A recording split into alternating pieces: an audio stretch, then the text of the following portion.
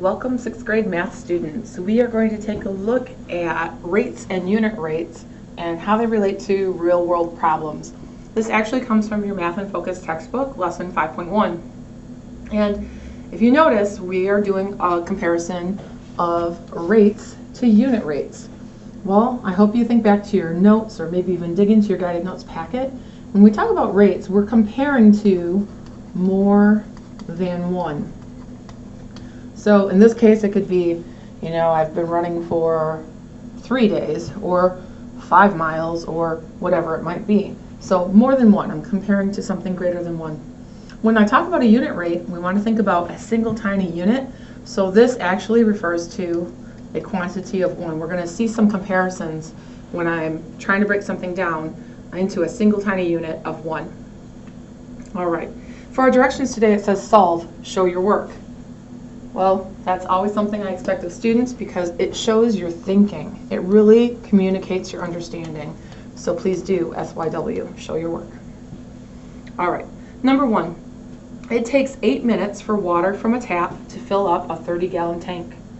What is the rate of water flowing from the tap per minute? Oh, before I do anything, this reminds me a lot of our guided notes examples. In fact, if I look here, this first sentence gives me some important information. I know I have 8 minutes, and that goes with this 30 gallons in the tank, 30 gallons of water. I could visualize that. I'm not actually going to draw a tank, but I will draw a bar model. And for my bar model, I'm going to draw those 8 minutes that they're referring to. Let's see if I have 8 here. 1, 2, 3, 4, 5, 6, 7, 8. Looks good. Okay. Again, this represents my time, the 8 minutes. But what's happening during those 8 minutes?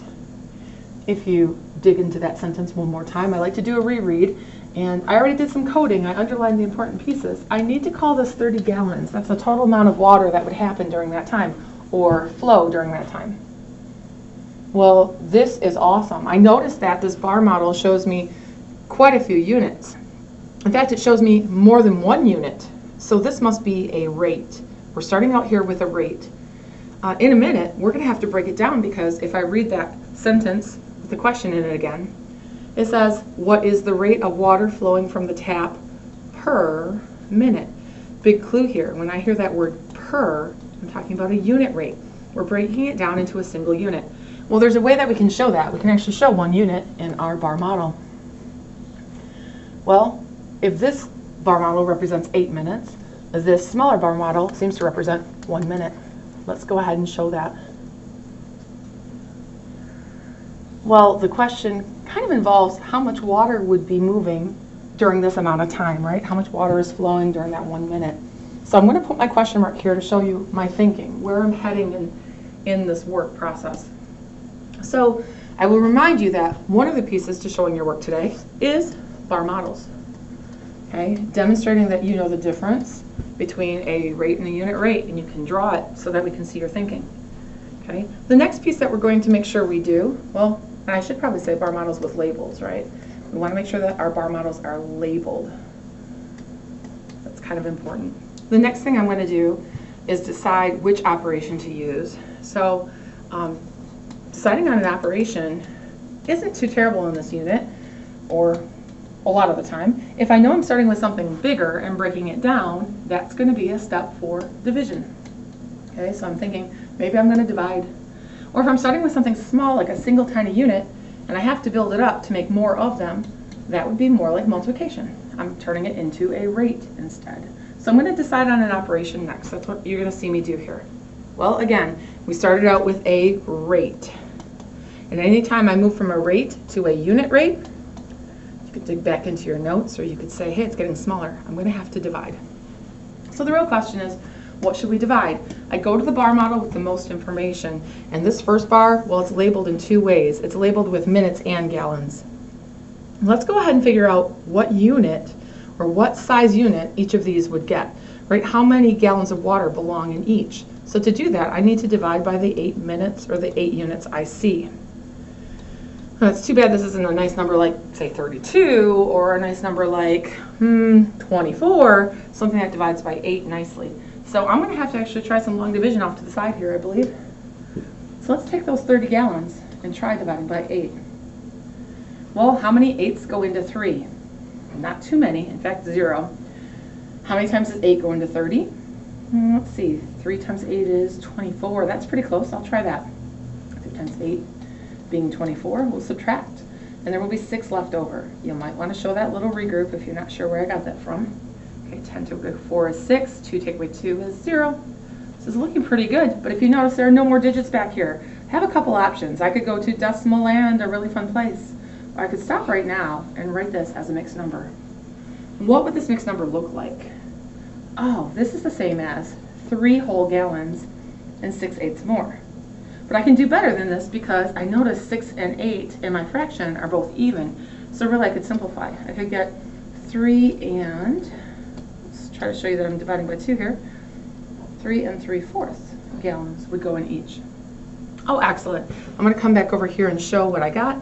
3 3/4 gallons in each. That means in each little tiny unit there's 3 3/4 gallons. 3 3/4, 3 3/4. I could label all of them, but that sure would be tiring. And even this little tiny unit down here gets 3 3/4 gallons. Oh, I think I'm ready to answer this. But notice that in my question they're asking me for a rate, and rates compare 2 differing types of units. So I can't just say 3 3/4. Ta-da, there's my answer. I need to make sure that I tell you what this is.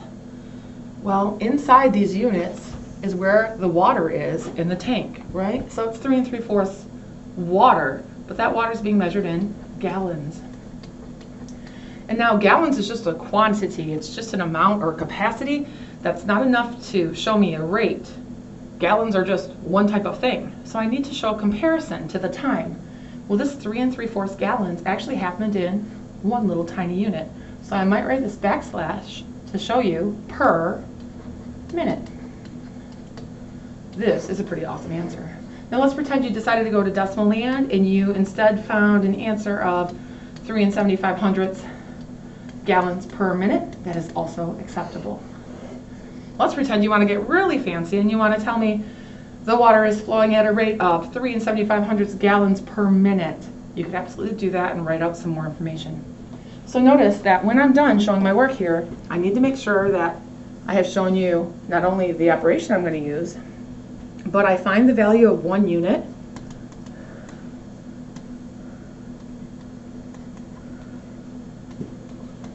In this case, it was find the value of 1 unit. And then I go ahead and I answer using labels. So my answer needs to be labeled. All right, I think we're ready to try another one here. So I'm going to fast forward here to number 2. I'm going to try. Here we are. In number 2 it says a photocopy machine can print 735 copies in 7 minutes. Oh, I don't want to save this for rereading. I notice this is important. 735 copies in 7 minutes. And it's out of more than 1 minute. This is a rate. It says, what is the rate at which the machine prints the copies per minute? Gigantic clue. I'm looking for the rate per minute. I'm trying to turn this into a unit rate again. We're trying to break down something bigger into something smaller. So let's go ahead and model what we have happening here. The first piece says 735 copies in 7 minutes. Well, let's think about that time giving us how many units? 7. And we're going to label this 7 minutes. Make sure I have 7. Looks good. And during that time, what can happen? Oh, I could make 735 copies. That's awesome. There's my example of a bar model to show the rate. But in a minute, I need to break it down into a unit rate. And units just talk about a single tiny unit of 1. So I want to make sure I show you a comparison bar here.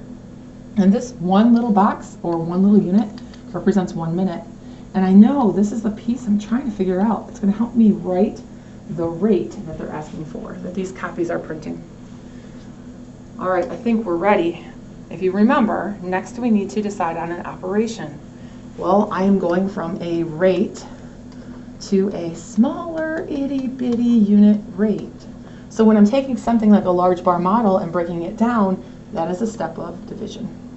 Let's take our 735 copies and divide by 7 units, or 7 minutes.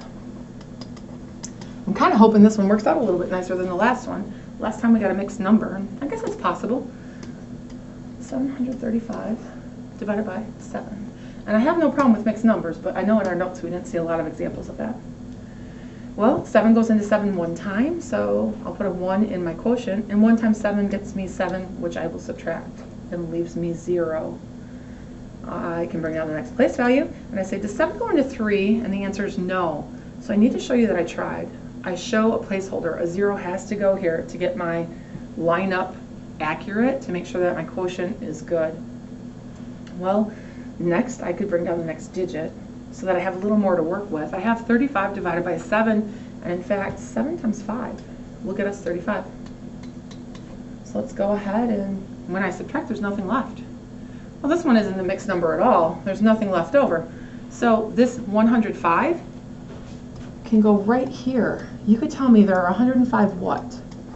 Oh, copies in each. In each little tiny unit, I would find 105 copies, 105 more, 105 in this one, and even 105 in this bar model.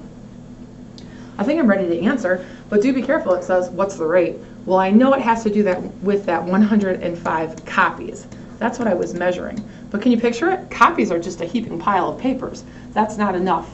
So I need to show you a rate. I need to compare it to another piece. Oh, well, these bar models both show copies and minutes. It also says here, how many per minute? Gigantic clue. This word per is telling you to divide by minutes, also meaning that it's the second piece of my label. Copies per minute. Notice I did not use that slash this time. It's not right or wrong. Both are good notation. Both are true. All right, let's see if we can try maybe one more on this page and give you another good example before we move on. All right, following kind of the same strategy. I know that when I go to show my work, I need to draw a bar model. I need to decide on a good operation, and I need to apply either that idea of breaking down a rate into a unit rate, or building up maybe a unit rate into something bigger with multiplication. And when I'm done, I need to make sure I label. All right, number 3. It took 9 gallons of gas for a car to travel 216 miles. What is the rate of the car in miles per gallon of gas? Oh, okay, so some important things I read along the way. I saw that it said 9 gallons belong to 216 miles.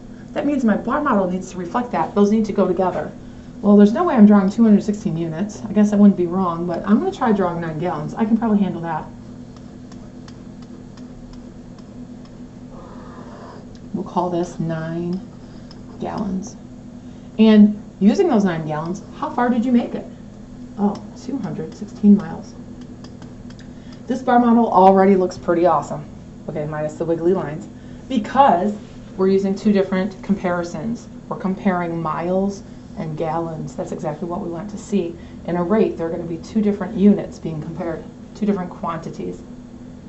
All right, in a minute they go on to say, could you please tell me the rate of the car in miles per gallon? Gigantic clue, that word per is telling you we're going to break it down. We're going to try to find a unit rate again. So I know we're going to have to use division to get there. We're going to have to divide to get to our unit rate. So I'm not going to write out those words again like I did earlier, but the same idea applies. There's also a gigantic clue. It says the word per, and then it says gallon. Oh my gosh. Hint, hint, wink, wink. We're going to divide by gallons in a minute. It's already telling me which operation to use and which one to divide by. I like it. Now my bar model is not done. If you notice, I only drew the rate. I also need to draw the unit rate to show you I'm breaking it down into a single tiny unit, also known as 1 gallon. Well, I don't know how much we will get as far as mileage in 1 gallon of gas yet, but I'm going to find that out. So I show that with a question mark here. I think we're ready to do our familiar steps. So notice my bar went from really large to really small. I know I'm going to have to break it down with some division. I'm going to divide by 9 gallons this time. Well, off to the side, I'm thinking to myself, okay, probably some long division would get me there. So let's take 216 and divide by 9. 9 does not go into 2, but I show you I tried. 9 does go into 21. I think it goes in there twice because 2 times 9 is 18. When you subtract, a little bit of a regroup maybe, you're left with 3. If I bring down the next place value, 9 does go into 36 4 times. That 4 should be right above my 6. I'm trying to keep it close there, and I can subtract. 4 times 9 gets me 36 as a product, and when I am done, there's nothing left. Awesome, this 24, that's an important piece. This means 24 what? Oh, I'm trying to break up my miles, so it means 24 miles in each. Okay, so I could put a 24 here, and oh my gosh, I could keep on doing that for a really long time. But you need to notice that that 24 also belongs in every single unit, even in my unit rate. I think I'm ready to answer the question. It says, what is the rate of the car? Oh, I know I need to give you that number I just found. That 24 has to do with my unit rate. Now what was it? 24 what? Oh, 24 miles. But that's just a distance, and rates involve 2 different types of units being compared. So in this case, it's miles, that's a piece of it, but I need to make sure I'm comparing it to the gallons, miles per gallon. I also really like the way this problem was worded. It really gave me a lot of clues when it said, label it in miles per gallon. It's telling me, take your miles, divide by gallons, and you'll be there. All right. I think I'll take a look at number 4 just because it involves distance and speed. And I'm not sure we've done one of those yet on this page. I think it could work very similarly, or you might want to try it with a different strategy that I'll show you here. All right, number 4. A car traveled a distance of 192 miles from New York to a small town in Pennsylvania in 3 hours. Find the speed of the car. We could really go about this the same way we have been. I noticed something. I have 192 miles, and I got there in 3 hours. Oh, this sounds like my first bar model. 3 hours might look like 3 units. And during that time, I'm going to make it 192 miles. Well, this looks like a rate. This bar is bigger than 1 unit, so I need to show you a comparison. We're going to break it into a unit rate. When I find something's speed, I usually say per hour, per minute, per second, depends on what I'm finding the speed of, but I know that it's talking about a unit rate. I'm going to have to, again, divide. So what would this 1 unit represent? Oh, that's only 1 hour of driving. And here, I don't know what to label this as yet. I'm going to find that out soon. Let's use the same great strategy that we've been trying before, where I use the bar model with the most information. Well, this bar model has 2 pieces, 2 labels. This is where we'll start. And the 192 miles, that's the total. And to find a speed, I need to divide by how long they've been driving. I need to divide by 3 units, or in this case, 3 hours. I'm not sure about you, but I might have to do some long division here and see how many times 3 goes into 192. Well, 3 doesn't go into 1, but it does go into 19 6 times, because 6 times 3 is 18. When you subtract, there's 1 left. And this is good. 1 is smaller than my divisor. Things are going well. Bring down the next place value, and 3 does go into 12 4 times. 4 times 3 is actually exactly 12. How awesome. Nothing left over. So what did we find? We found that there are 64 miles in each. And I hope you're starting to notice that when I write this word in each, we really could say miles per, with that backsplash, not backsplash, that's what you put in your kitchen. Miles per hour with a backslash. That sounds better. All right, so I can go ahead and show that. 64 here and here and here and here. And it looks like we've got the right idea to go ahead and answer the question. What is the speed of the car?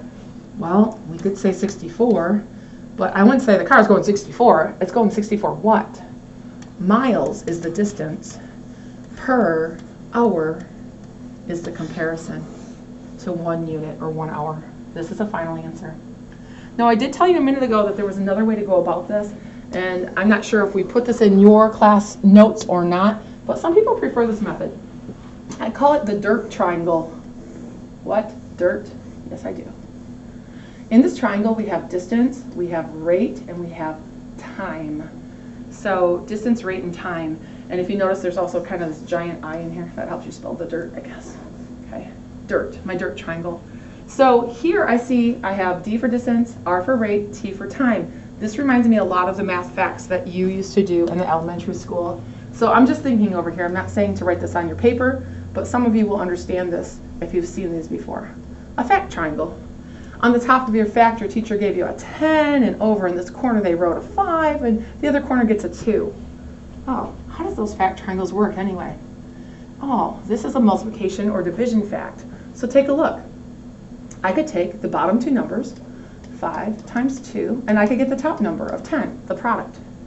Oh, I could also just start with a 2 times 5, and I could get myself 10. Okay, this is looking familiar. But there are also two other facts here. I see them. This 10 at the top, maybe I start there, and I say, well, what's 10 divided by 5? And you would say, oh, that goes in there twice. Oh, I could work backwards, couldn't I, from the top down? Well, that probably means I could start with a 10 and divide by 2, and I could get 5. So why am I showing you this craziness? Because this works the same way. If I know a distance and a rate, I can divide to find the time. If I know a distance and a time, I can divide the distance by time, and I can find the unknown rate. And what if in a minute I know the rate, how fast they're moving, and I know the time that it took them to move that? I'll be able to figure out how far they went by multiplying. Oh, okay. So in this problem, they give me 192 miles. I probably shouldn't have written that there, but let's think. Is that 192 miles a distance, a rate, or a time? Oh, miles are a distance. We talked about that in our last unit, so I'm going to call that 192 miles right there. And then you also notice we underlined that 3 hours. Well, are hours a rate or a time? Oh, it only has a singular label. That is a time. So I'm going to call this 3 hours for you right here. Oh, that means the rate or the speed in this story problem is unknown, and there's a way I could find it. Remember on this triangle a minute ago, if I know the 10 and the 2, or the right side of my triangle, I can find the left using division. We do exactly the same thing. I take this 192 and divide by 3 hours to see what the unknown speed is. Oh my gosh, that's what we did a minute ago, didn't we? No pun intended. Over here I did this long division, and I found out that I'm going to get 64. And when I set up my division and I start with miles and divide by hours, I already know miles come first, hours come next. Nice. So maybe food for thought. Some students prefer this dirt triangle. It's really familiar. It's kind of a quick setup.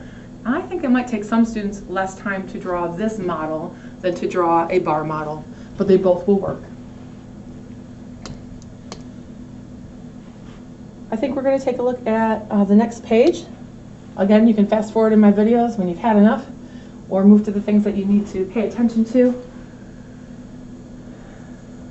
But I notice on this page we're running into something kind of interesting.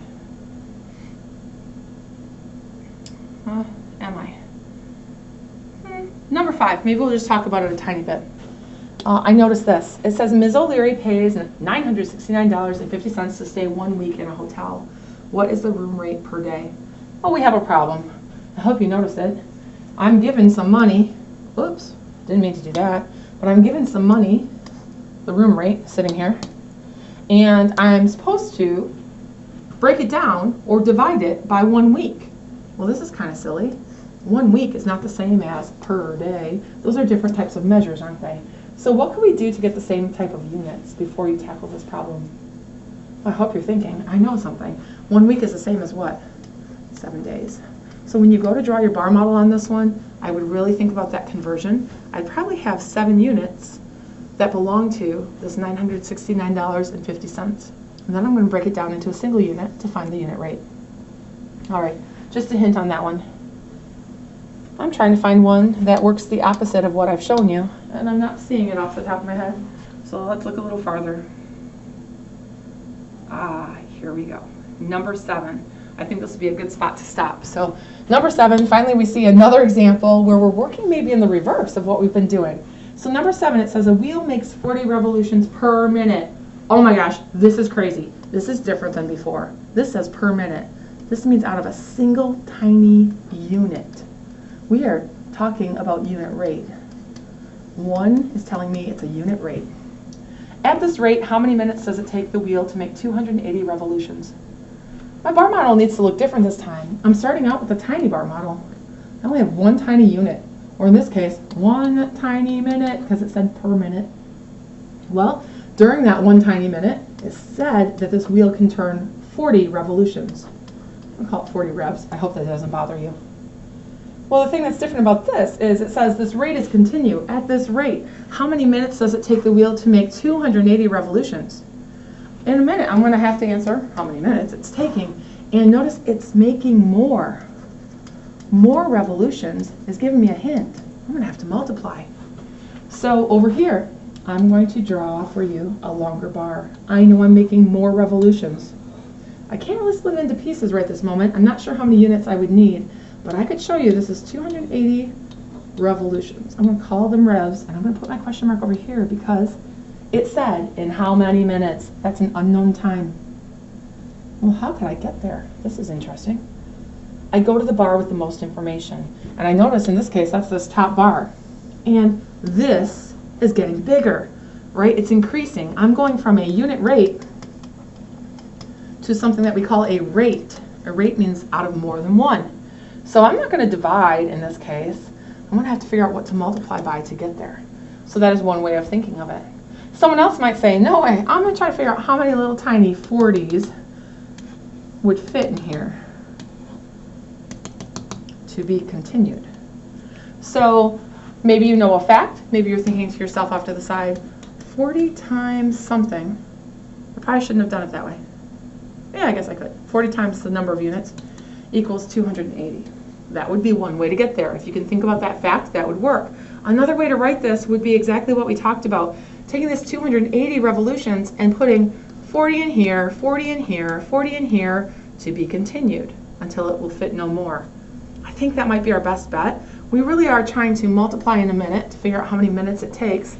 We're multiplying the time. So let's give this a try. 280 revolutions divided by 40. Well, that's kind of off the charts, isn't it? I bet we can handle it though. Does 40 go into 2? No. It does not go into 28. No. But it does go into 280, and I hope you're noticing something. Maybe cover up those zeros for a quick second in your mind. Well, 4 goes into 28 how many times? 7 times. There's a big hint to that. And in a second, I'm going to put some zeros behind them. All right, let's give it a try. Well, 7 times 4 is 28, but there's a 0 at the back. So that's going to make this 280. Oh, this works out perfectly. What does that mean, the 7? Oh, it's the unknown piece. It's what would go over here. It's this question mark. Or in this case, it would also fit right here. 7 minutes. Now be careful. They didn't ask me for a rate. They said in how many minutes. So our final answer here would be 7 minutes. This is one great way to get there. So again, notice we're trying to think of what times 40 would get me to the total revolutions. We had to increase the time somehow. So I could count by 40s also. Think of multiples.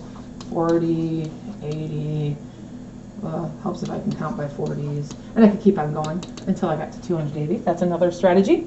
And I'll also show you one more thought on this one because you might need to use it on the other problems. You might want to try something along this line.